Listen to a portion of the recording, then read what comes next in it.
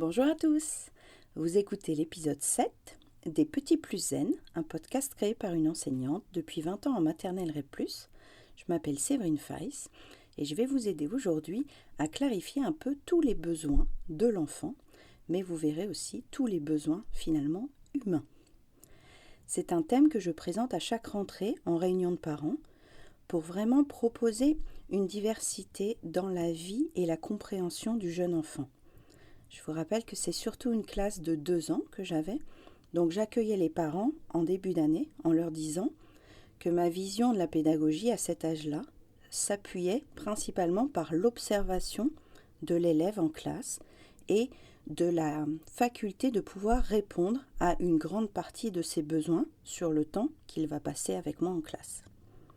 Cette clé que je vais vous proposer aujourd'hui dans l'épisode va à la fois nous permettre de comprendre l'enfant et va nous permettre aussi de développer un grand relationnel humain avec lui, mais vous allez voir qu'on va pouvoir le transposer avec toutes nos relations finalement. Cet épisode va être à tiroir, c'est le premier que je fais dans ce sens-là. Ça va être un épisode assez dense et très central par rapport à mon projet de l'éducation positive, bienveillante et de la relation entre parents et enfants.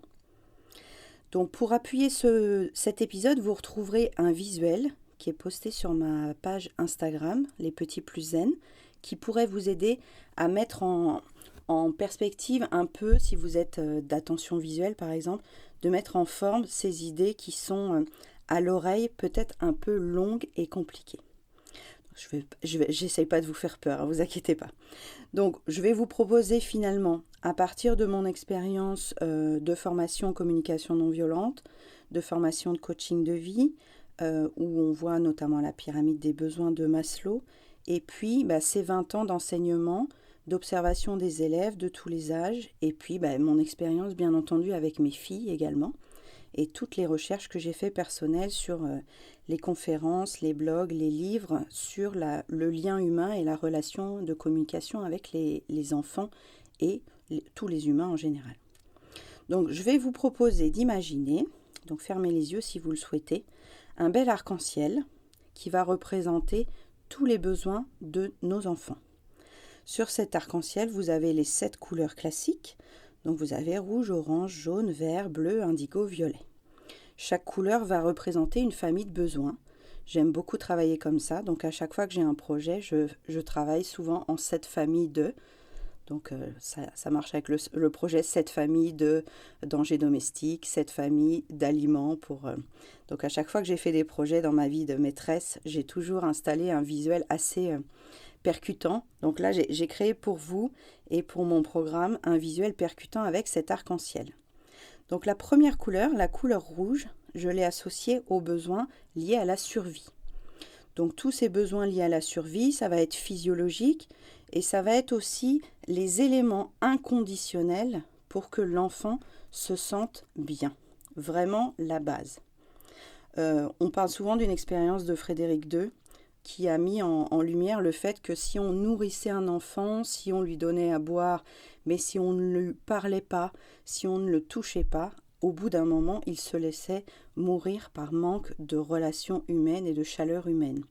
Donc cette notion de survie, cette couleur rouge de mon arc-en-ciel des besoins, elle va vraiment être liée à la fois au corps, donc le besoin d'air, d'eau, d'aliments, de repos, d'hygiène, de mouvement, mais aussi à des éléments un petit peu plus complexes comme besoin de calme, besoin de s'adapter à son rythme, besoin de santé, besoin de protection, besoin de sécurité affective, besoin de sécurité matérielle, de contact. Et puis aussi, il y aura la zone repos, hygiène, abri et habits éventuellement aussi liés à la température par exemple. Donc cet arc rouge, on en a tous conscience quand on devient parent, c'est le besoin principal qu'on identifie.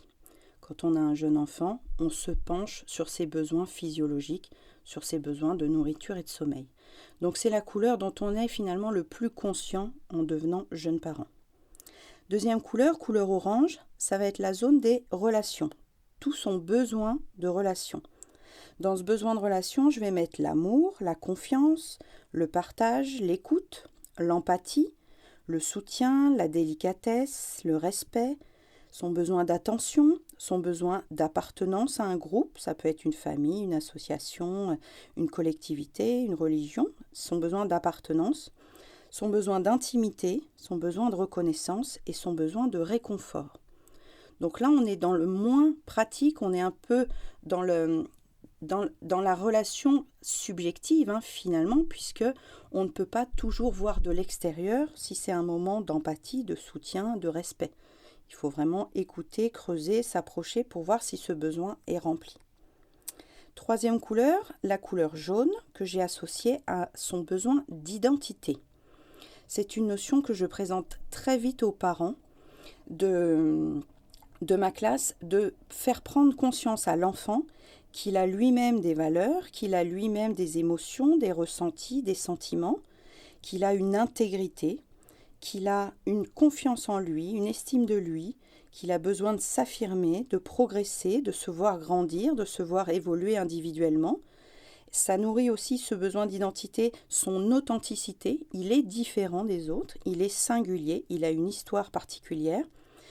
Cette histoire va lui permettre de nourrir aussi son besoin d'accomplissement, son propre besoin d'accomplissement à lui, sa puissance personnelle. Cette couleur jaune, elle va être très importante dans la construction de son identité. Quatrième rayure de notre arc-en-ciel, quatrième couleur, la couleur verte. J'ai identifié sur cette couleur verte tous ses besoins en autonomie. Ce besoin d'autonomie va concerner sa liberté, son indépendance, sa façon de faire des choix, sa spontanéité aussi, son libre arbitre, l'exercice de son libre arbitre pour qu'il puisse expérimenter, explorer, s'émanciper, faire de nouvelles choses, de nouvelles découvertes. C'est lié aussi au droit à l'erreur, c'est lié aussi à la sincérité de notre démarche, le laisser accéder à une certaine liberté, une flexibilité. J'ai mis aussi la notion d'aide, puisque bien entendu, quand on essaye tout seul, on peut avoir besoin d'aide à ce niveau-là. De créer aussi et de comprendre qu'il y a des limites, de voir, de les connaître, de les tester, peut-être de les dépasser, on en parlera dans un autre épisode. Et puis cette idée de souveraineté en fait. À un moment, il se sent libre de décider de faire, de ne pas faire, d'essayer, de réussir, d'échouer. Donc ça, c'est la rayure verte, c'est la rayure d'autonomie. On passe à la rayure bleue, à la couleur bleue de notre arc-en-ciel, c'est le besoin de sens dans sa vie. Son besoin de comprendre, son besoin d'avoir une signification des choses, des événements et du monde. C'est lié aussi à une certaine cohérence, une certaine honnêteté dans l'idée que ce qu'il comprend et ce qu'il entend a un but, un sens, une clarté, une unité. Il y a la notion de justice aussi dans cette idée que ce qui lui arrive ou ce qu'on lui propose soit juste. On peut aussi retrouver son besoin de s'orienter vers ces principes-là. Est-ce qu'il veut aller plutôt dans ce sens-là ou dans cette valeur-là? La notion de transcendance, de spiritualité, de célébrer. Donc c'est une notion que j'utilise beaucoup en communication non violente, quand on célèbre tous ensemble la joie, la peine, qu'on installe des rites, des rituels. Ça peut être détaché de la religion, ça peut être juste une habitude familiale transmise de génération en génération. Et j'ai mis dans cette rayure bleue aussi son besoin d'ordre. Le besoin d'ordre, vous savez sans doute qu'il y a une période sensible qui commence à partir de 18 mois où l'enfant veut contrôler le placement des choses, les mettre en petits trains, les mettre par couleur, les trier. Donc cette période sensible de l'ordre, je l'ai mis dans son besoin de sens, son besoin d'être dans la compréhension de son monde extérieur. Rayure indigo, rayure de l'expression de soi. Dans cette catégorie de besoins, dans cette famille de besoins, j'ai placé son besoin de langage, son besoin de création, donc ça peut être une création de langage verbal, ça peut être une création physique, ça peut être une création de mouvement, d'objets extérieurs à lui, peut-être une peinture, un dessin, une construction. Son besoin de connexion aussi à l'autre, ça veut dire qu'il y a un public à sa création, quelqu'un voit sa réalisation, de concertation aussi, d'entendre les avis des gens et de pouvoir ensuite décider, de coopération. J'ai mis dans cette rayure-là aussi son besoin d'amitié, de comprendre que l'autre est différent, que peut-être l'autre ne va pas avoir les mêmes besoins, les mêmes valeurs, son besoin d'appréciation, d'indépendance, d'interdépendance. Donc cette idée que toutes les personnes autour de lui peuvent à un moment donné lui donner un angle de vue différent, peut-être l'aider, peut-être co-créer ensemble. Et cette idée glisse aussi vers la suivante qui est de contribuer à la vie extérieure, au monde, à l'humain et à l'autre. Cet ensemble de besoins permet la réalisation de l'enfant, permet de l'inspirer aussi, de le monter à un niveau plus haut de sa connaissance personnelle en attribuant en fait l'idée que les autres puissent l'aider à cheminer sur sa voie. Je prends souvent l'exemple à ce stade-là de l'épisode du film que vous avez peut-être vu qui s'appelle Into the Wild, où le personnage cherche à transcender ses valeurs et à un moment donné, il se rend compte que de ne pas pouvoir le partager, de ne pas pouvoir co-créer avec quelqu'un, il en devient malheureux parce qu'il a fait cet aboutissement personnellement, mais il sent que son besoin de relation et que son besoin d'expression, de partage, n'est pas nourri à ce moment-là du film. Si vous ne le connaissez pas, vous pouvez aller voir le film, s'appelle Into the Wild. Dernier besoin que j'ai associé notamment pour les enfants, mais vous verrez que ça répond aussi à nos besoins d'adultes. Donc la rayure violette de notre arc-en-ciel, ça va être tous les besoins associés à la détente. Ce besoin de détente, le jeune enfant, vous voyez qu'il a besoin de jouer. Son jeu, c'est sa forme de travail, c'est sa forme d'apprentissage. Ce besoin de jeu, de loisir, de légèreté, de rire, c'était notre épisode 3, l'épisode trop rigolo. Ce besoin de légèreté, de rire, ce besoin aussi de paix, d'harmonie, il peut renvoyer à un des besoins que j'ai mis en rayure rouge de respect de son rythme. Mais là, il s'agit vraiment d'accéder à la paix, la beauté, le côté un petit peu esthétique de la vie, dont on s'inspire aussi quand on est adulte.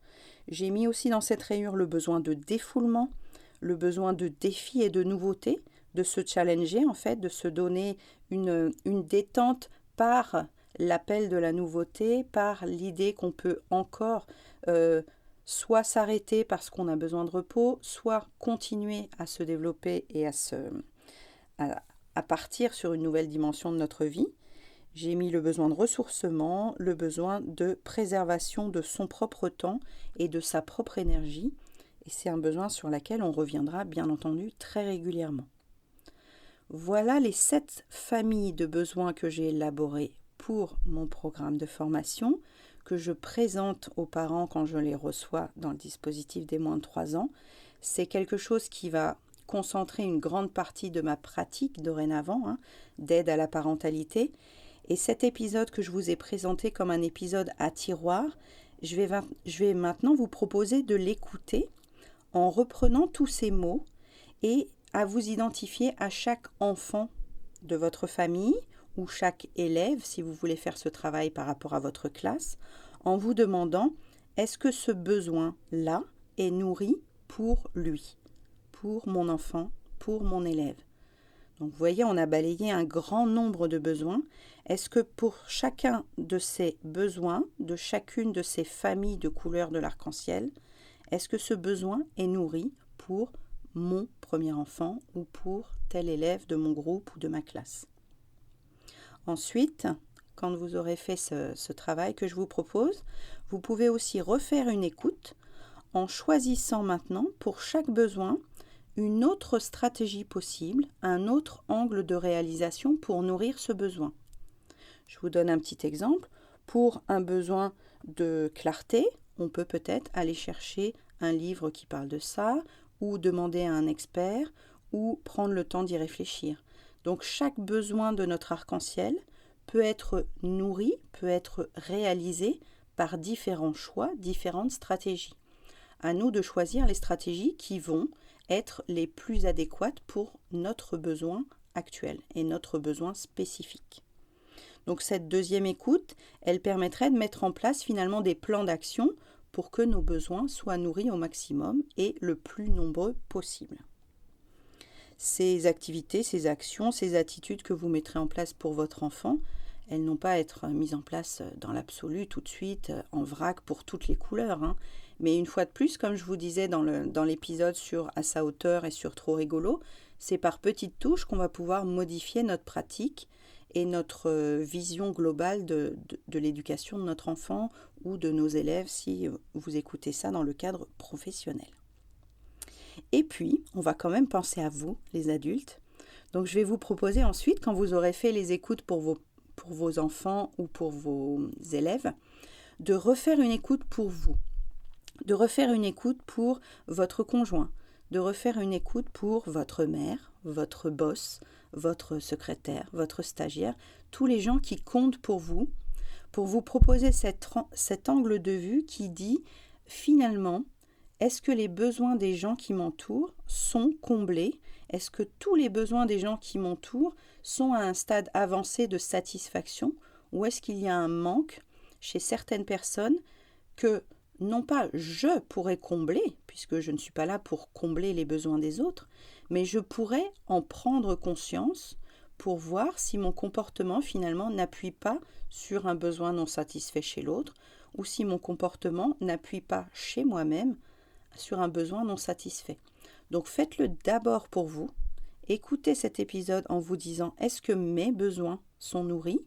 Comment je pourrais nourrir mes propres besoins un petit peu mieux, un peu plus efficacement pour avoir un équilibre de vie, une sérénité plus grande, plus forte, plus puissante finalement.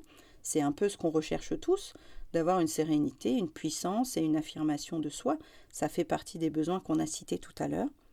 Et une fois que vous aurez bien fait le point pour vous, vous pouvez réutiliser cet épisode à l'infini pour voir, pour créer une observation différente, tout en haut du phare, comme je vous en parle souvent et qui est une des illustrations de mon site, de monter en haut du phare pour voir si, par hasard, certains besoins de notre conjoint ne sont pas en train de clignoter comme le tableau de bord d'une voiture. Certains besoins de nos enfants ne sont pas en train de mettre une petite alerte de ci, de là en disant « Oula, je crois qu'il a besoin d'autonomie, là, je suis peut-être pas en train de nourrir son besoin d'autonomie. » Donc cette prise de conscience, elle est décisive dans notre parentalité, elle est décisive aussi dans notre façon d'enseigner. Moi, ça a vraiment été une révolution de découvrir cette perspective-là, notamment par la communication non violente, mais par d'autres lectures aussi assez différentes, qui ont finalement convergé vers cette notion que j'ai envie maintenant de partager à tout le monde, que si tout le monde nourrissait ses besoins individuels et nos besoins pour les enfants, pour les élèves, pour les collègues, pour la société, pour l'humanité, bien entendu, tout le monde irait mieux. Je referai un épisode spécifiquement sur la communication non violente puisque une grande partie de cette présentation vient de la compréhension de ce que Marshall Rosenberg, le fondateur, a établi lui-même dès 1966. Donc on fera un épisode spécifique là-dessus, mais dès aujourd'hui, je vous propose de mettre en lumière tous ces besoins qu'on a à l'intérieur de nous et qu'on oublie parfois, qu'on ne nourrit pas suffisamment ou peut-être pas autant qu'on le voudrait et qui nous poussent à adopter des choix de vie et des stratégies qui ne sont finalement pas toujours en accord avec notre capacité intérieure de nous satisfaire déjà nous avant de chercher peut-être une validation extérieure, une reconnaissance extérieure et tout ça. Mais on aura l'occasion d'en reparler avec grand plaisir. Tout ce champ des possibles que vous allez ouvrir en prenant conscience de vos besoins va permettre aussi de communiquer différemment et de casser le rapport de force, de domination entre les personnes, puisque tous ces besoins finalement sont universels, sont humains. Quelle que soit la personne sur la planète, elle aura ces besoins-là, qui seront à des degrés différents et des dosages différents, bien ou moins bien nourris, et qui mettront en lumière ses choix et ses stratégies de vie en fonction de ce qu'elle ressent à l'intérieur, jour après jour, moment après moment. Et le petit point final pour vous dire, par rapport à la pyramide de Maslow, j'ai fait le choix de ne pas mettre une couleur spécifique pour la sécurité, comme c'est le cas dans la pyramide de Maslow, et de rapprocher cette notion de sécurité beaucoup de la couleur rouge, et finalement de mettre une petite paillette de sécurité dans chacun des arcs de notre arc-en-ciel, puisque la sécurité finalement est à tous les niveaux, la sécurité de survie, de relation, d'identité, d'autonomie, de sens, d'expression et de détente. Tout ça font partie de notre besoin de sécuriser notre intérieur, notre physique, notre mental, notre tête, notre corps et notre cœur. Voilà pour le petit point précis de technique. Je sais que cet épisode est une grande prise de conscience. Vous en aviez peut-être déjà entendu parler dans votre parcours de développement personnel, dans votre parcours de formation, d'enseignement ou de parents. J'espère qu'il vous aura été utile. N'hésitez pas à le partager autour de vous, à le relayer, à le noter s'il vous a plu sur Apple Podcast notamment. J'espère qu'on pourra reparler de tous ces besoins pour vous qui sont, j'espère, nourris suffisamment ou satisfaits par des stratégies que vous avez déjà mises en place. Donc vous pouvez aussi envoyer des petits messages sur Instagram pour me dire « Ah, tel ou tel besoin, je n'arrive pas à trouver la bonne stratégie pour le nourrir » et on en reparlera avec grand plaisir. Je vous souhaite une très bonne semaine et je vous dis à très vite. Au revoir.